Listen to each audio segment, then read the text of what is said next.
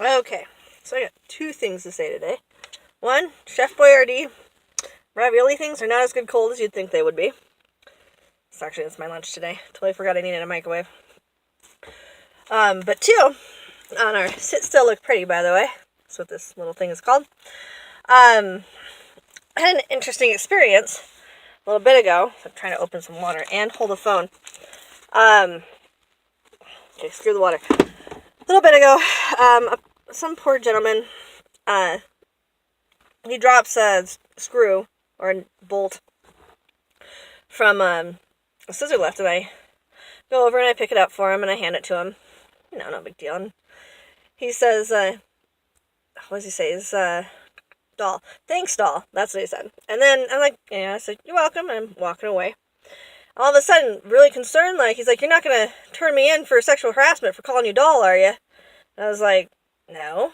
Why would I do that? I didn't ask him why, but I just no. I thought that was silly. I got to thinking about that, and I don't understand why I'd be concerned over being turned in over calling someone doll, other than that's probably happened before. So with that being said, I think I'm going to talk about what actual sexual harassment is. One, a pretty easy rule of thumb, I think, would be, and this goes girls and guys. Girls, if you wouldn't say it to your brother or your dad, don't say it to someone at work. Guys, if you wouldn't say it to your sister or your mom, don't say it to a girl at work. And if someone says stop, you stop. Then there's no harassment, period.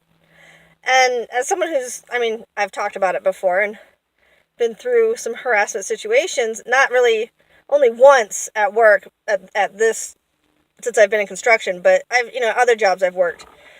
I've been through this kind of stuff, but, yeah, it's a pretty easy rule of thumb.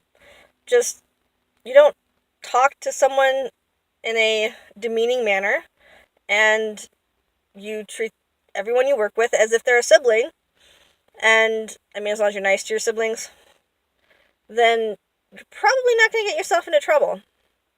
And if someone is, and really girls, being so sensitive that someone calling you doll, or, I don't know, something simple like doll or darling or whatever, they're not hitting on you. They're not saying, they want you in their bed. They're just talking. So, no need to be that sensitive. You're kind of, when you're that sensitive, when you're being that sensitive, you're kind of you're kind of crying wolf and taking away from the people that are actually dealing with real harassment. So, yeah, don't make it so people have to feel like they need to walk on eggshells just so that it makes it harder for for people to just do their job because they have to be worried about everything that comes out of their mouth, and that's not necessary. Just treat people the way you want to be treated. And don't get hypersensitive over stupid crap. That's my thought. But at the same time, also know when someone is actually harassing you. If someone doesn't stop doing something, whatever it is, if they're dealing with you personally and you want them to stop and they don't stop, that is harassment.